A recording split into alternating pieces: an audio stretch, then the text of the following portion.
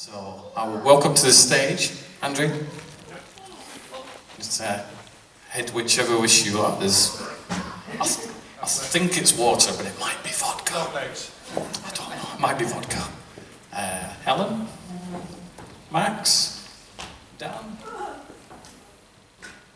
I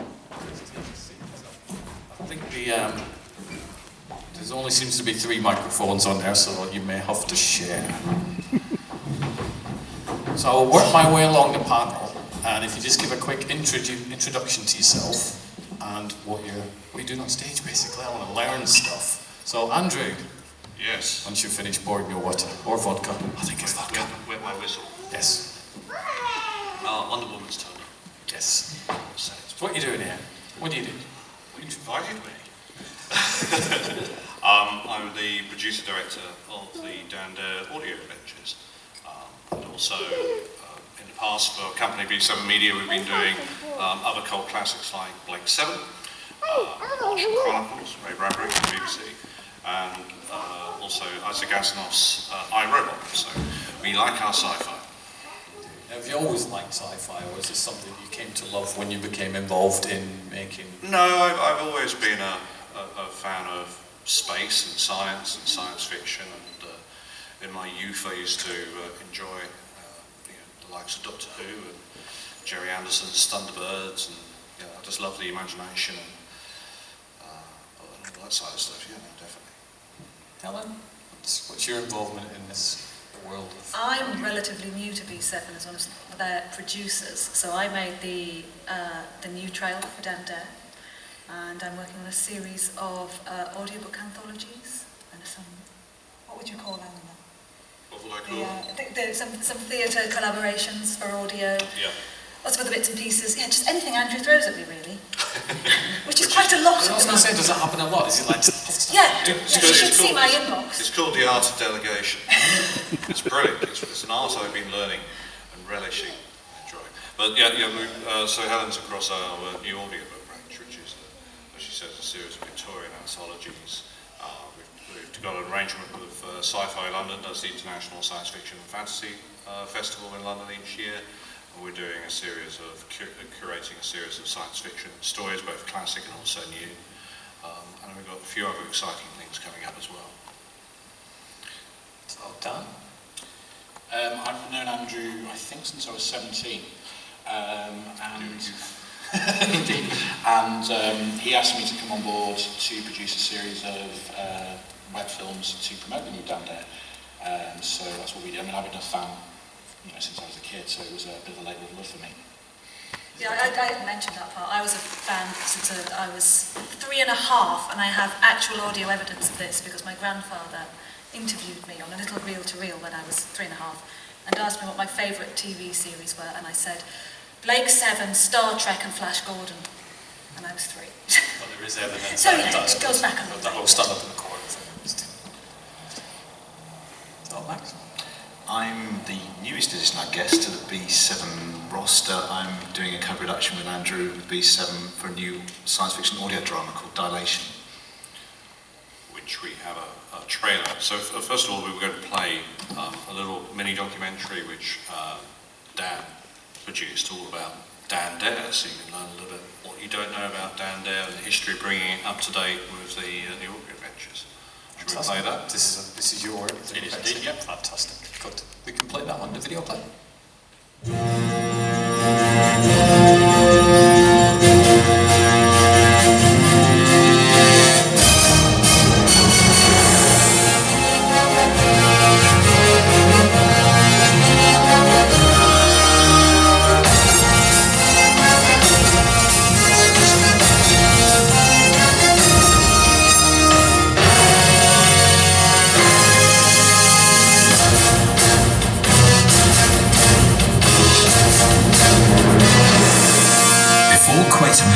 Before the Doctor, one icon of British science fiction shone out beyond the stars. On the 14th of April 1950, an exciting new comic for boys was launched. With its full-colour cover art and tabloid style, the Eagle was something new.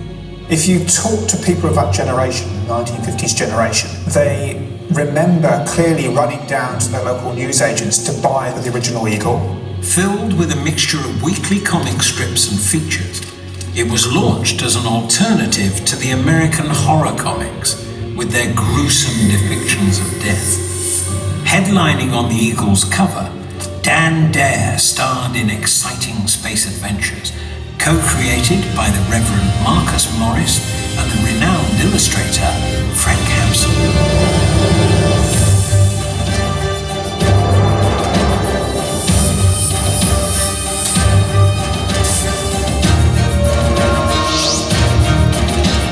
Everything about the world of Dan Dare was meticulously planned and designed by Hampson and his team. From the rocket ships to the spacesuits, ray guns and exotic alien worlds.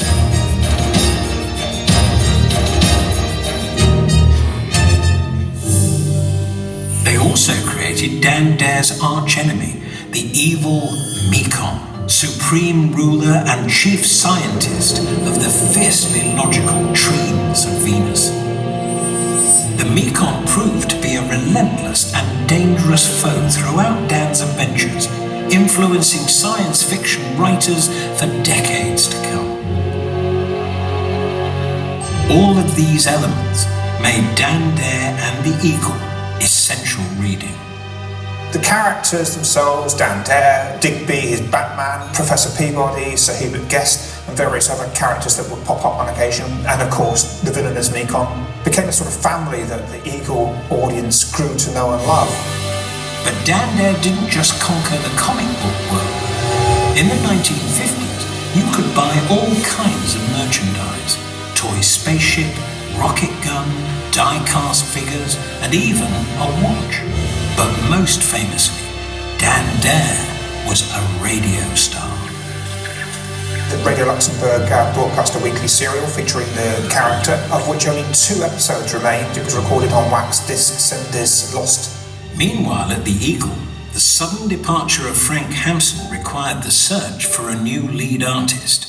The editors turned to one of the country's most respected comic book illustrators, Frank Bellamy. Artist Frank Bellamy, who's better known for his work on Thunderbirds in TV21, totally revamped the character for the first time. He worked on Dan Dare for about a year in the early 60s. After Frank Bellamy left, the strip was continued by members of Frank Hampson's original team. The new stories were not without innovation, taking Dan through time aboard the Tempest Frigate, battling new adversaries including the villainous Zell. Losing the coveted front cover, relegated to the inside pages, the strip's days were numbered. In 1969, Dan Dare retired from active duty to become the Space Fleet controller. This brought his adventures and the strip to an end. However, the appeal of the character endured, and in 1977, Dan Dare was dramatically reimagined for a new generation in the pages of 2000 AD, this time controversially presented as a punk Dirty Harry type character. Initially drawn by the Italian artist Massimo Bellardinelli, and then later by Dave Gibbons, better known for his work on the seminal graphic novel Watchmen. Dan Dare came to an abrupt end in 2000 AD, partly I suspect because there was a plan for a Dan Dare TV series, initially scripted by Dick Clements and Ian Frelling, better known for The Likely Lads, but was also scripted by Phil Redman, who created Grange Hill and Brookside, and also involved a number of artists on concept work for the project who worked on 2000 AD. Renewed interest in the character saw the revived Eagle introduce a new Dan Dare, grandson of the original for the Star Wars generation. Along for the ride were some new friends and old enemies. Dan next returned to the airways in a 4-part Radio 4 dramatisation of Voyage to Venus, starring Mick Ford. Then in 2007, Virgin Comics miniseries by Garth Ennis and Gary Erskine updated the characters and stories in surprising new ways for a post-9/11 world. While all these revivals were short-lived, Frank Hampson's original Dan Dare has lived on in the pages of the fanzine Spaceship Away. They've created all new adventures featuring the original Dan Dare and his team in the style of the original comics, with a lot of reverence for the original source material. While a second live-action television show faltered during the planning stages, an animated series finally premiered in 2002. It was done with the special effects company that also worked on Babylon 5 originally, and has had an incredible success. Not in the UK where it wasn't very well broadcast, but has a strong following in South America and other places where it has been sold in. Shows you just how adaptable the characters of Dan Dare are. And now, 65 years since first appearing in The Eagle, Dan Dare's back in a bold new series of audio adventures inspired by the classic Frank Hampson strips and starring Ed Stoppard as Colonel Dan Dare. So strap yourself in and prepare to blast off once again with the pilot of the future.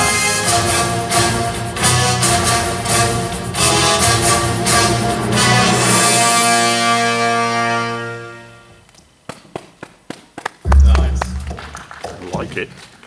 Where do you start with putting audio adventures together? Because seeing a lot of the revivals of Dan Dare over the years, and then you've got the audio adventures. Where on earth do you begin?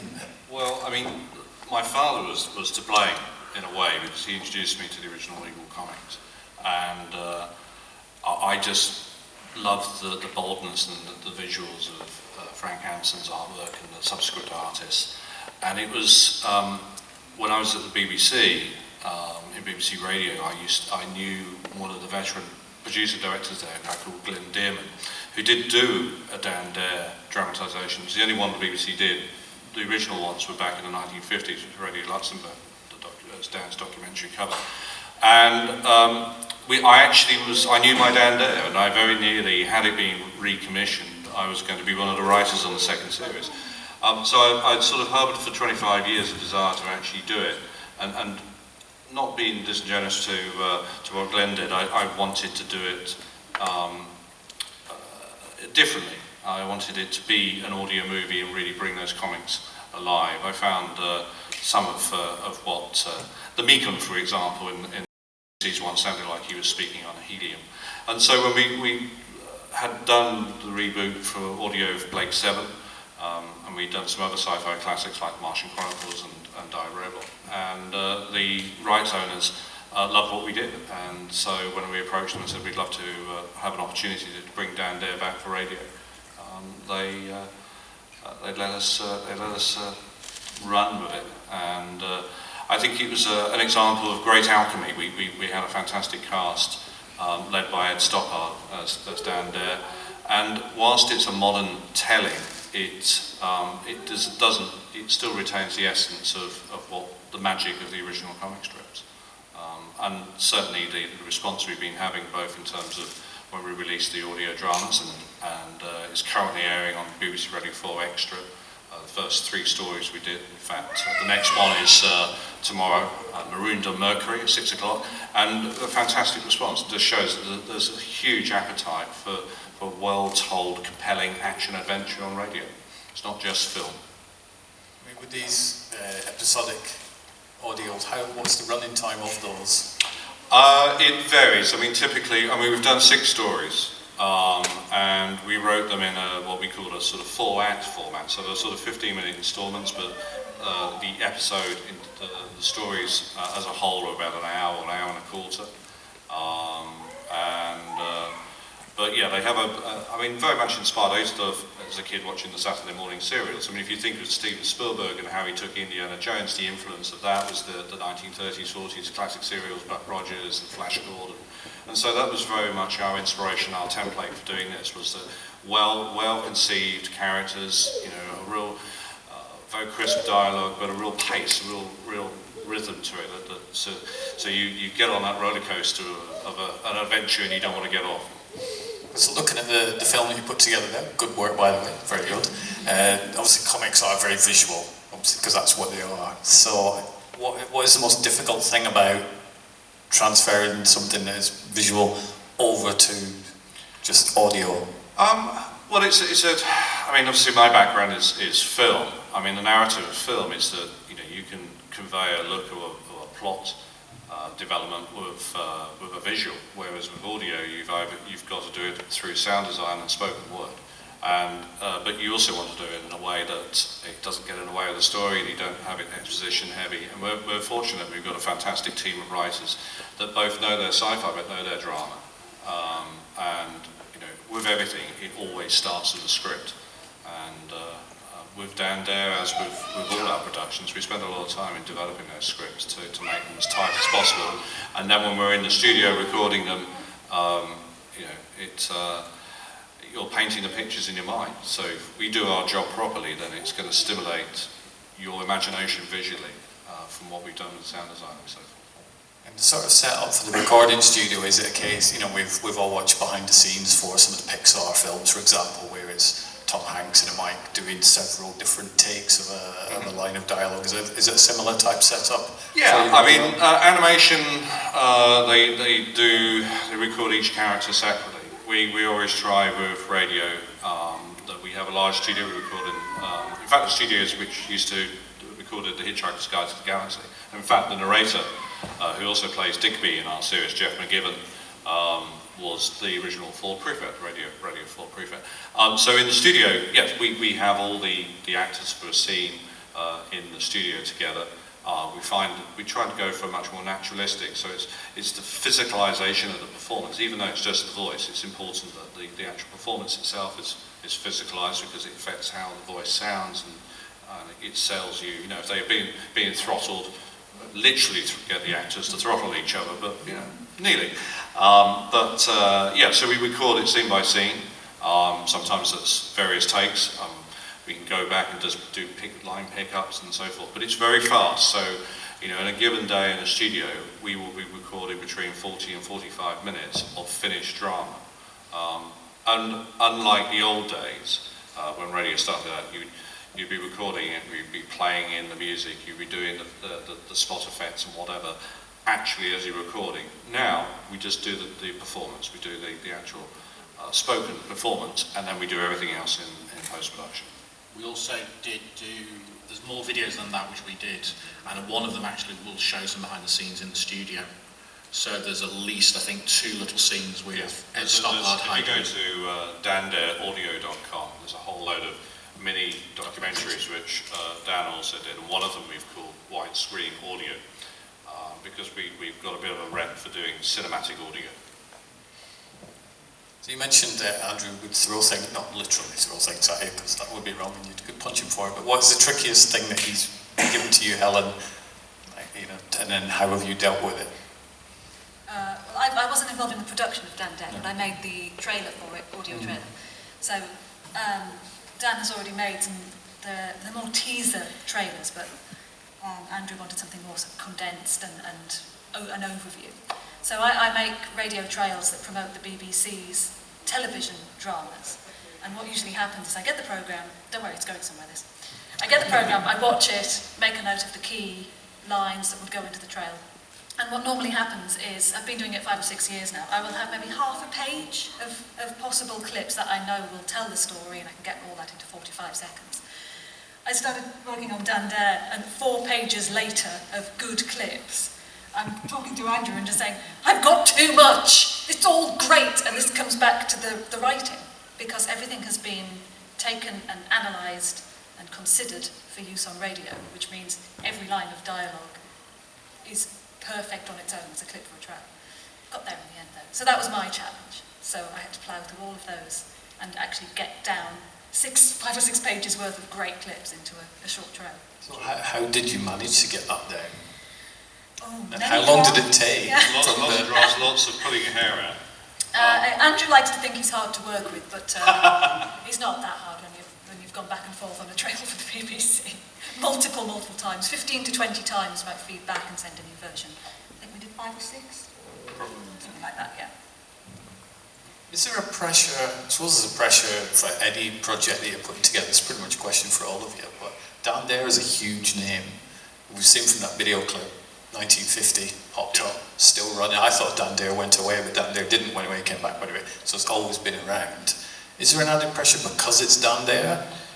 I think when you're dealing with any either piece of literature or dealing with an iconic character that has a fan base, and people have a very set view and love for that, and it's almost their view is often trapped in that particular time when they were introduced to that character or read it. So, for example, the original fans of the Eagle comics in the 1950s and 60s have a very set view of the character, and if you deliver something that doesn't fit that view, they let you know.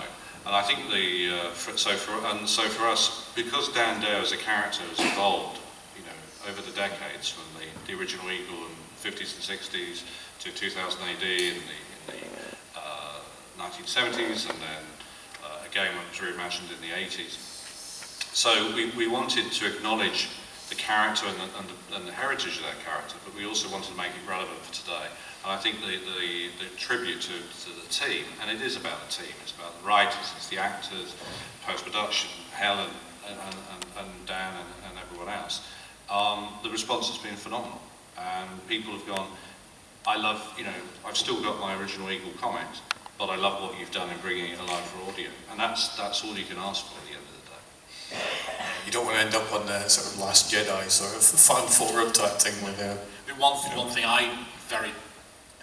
One of my first things I thought of was that although my personal love and connection is to the Frank Hampson scripts with the 1980s, which is, some of the actual annuals that appear there, I dug out the stories, they were my annuals, which I dug out. I was very insistent that every single iteration was going to have a treatment, so that this was, although the majority of the inspiration is coming from the original Frank Hampson, the documentary was to show literally the whole history of Dan Dare, so nobody was going to feel left out, so that it would give an overview of how the character has changed, which is obviously then feeds into how it has, changed when it's been done by B7. So, but it was very important to make sure that nobody felt that their Dan Dare wasn't ignored. Yeah. I'd also tried to distill, 50 odd years, 60 years of Dan Dare history into a 7-minute documentary. It's not easy, so there was no room for indulgence. And also I find, I'm familiar with Dan Dare, but I didn't know the full history. I think that film brought me up to speed, so I know enough that I could then jump in and listen to these audio ventures and go, right, I know where I'm headed, rather than some sort of, let's watch. It was designed to contextualise and to say that Dan Dare has been reinvented already several times. So it wasn't unusual. No.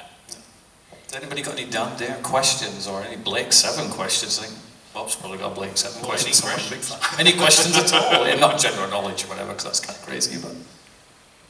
Oh, Bob's got to run over the mic so you can hear him.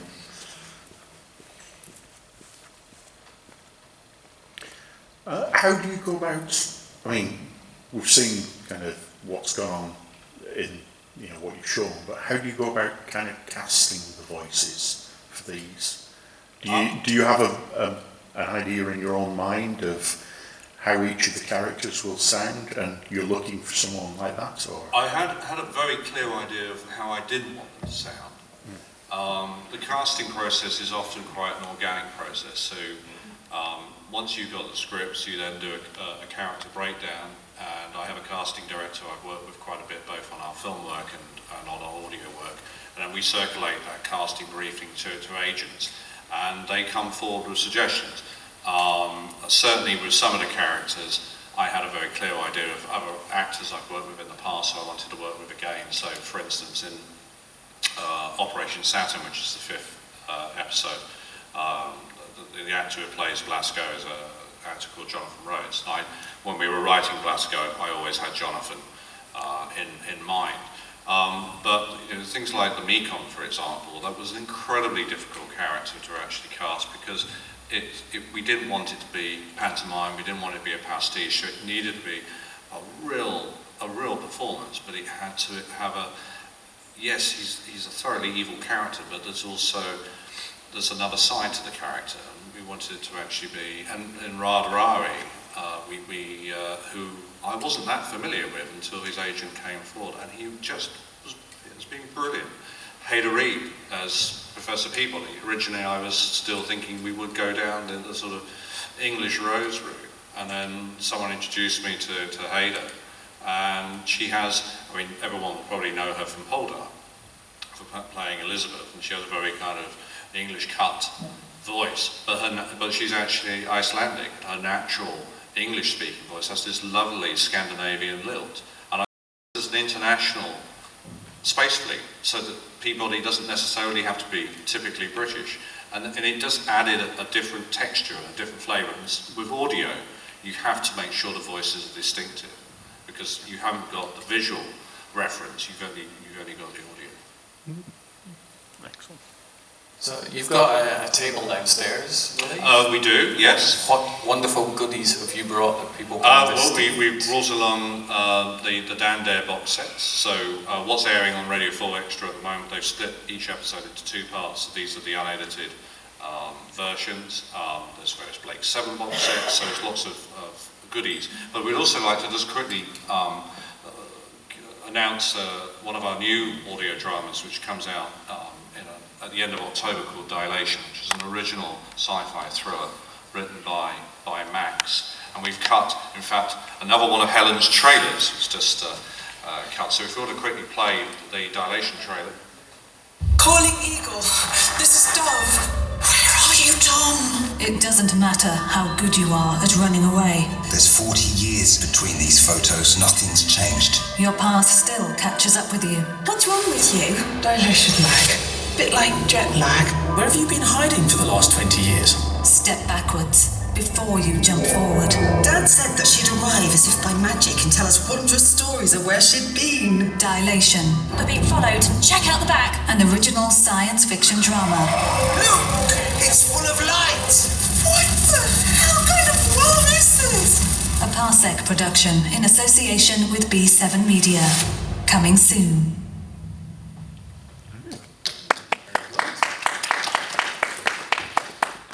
I don't call Helen our trailer queen for nothing. She's very good at it. You okay with that title? Just don't take that. So are you down here for the rest of the afternoon? We are here. Yes, we're here for the rest of the afternoon. In fact, some of us are around tomorrow as well.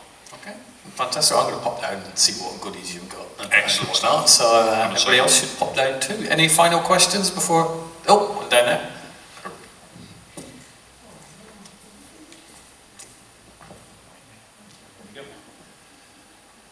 Will there be a sequel to I, Robot? Unfortunately, not. We wanted to do it. The BBC wanted to do it, but the Asimov estate have just done a deal with Apple TV, and they cleaned up all the rights. So unfortunately, we couldn't do a follow-on. Did you enjoy I, Robot? I did, but the ending part I couldn't understand properly, because I know that the robots was angry and things like that, and kill him. But then they turned good, and we just don't know what happened after that. Well, iRobot was part of a chronology, so there's 3 other books that should have followed. Caves of Steel would have been the next one we would have done. But whilst it was hugely successful, the Asimov estate at the moment, it's not to say we won't ever be able to do it, but at the moment they are very much wrapped up in TV and film rights. Okay, thank you. Thank you. So I shall let you get back downstairs so you can show off the audio adventures and stuff. But thank you very much. Thank you very much. Helen and Max. Thank you.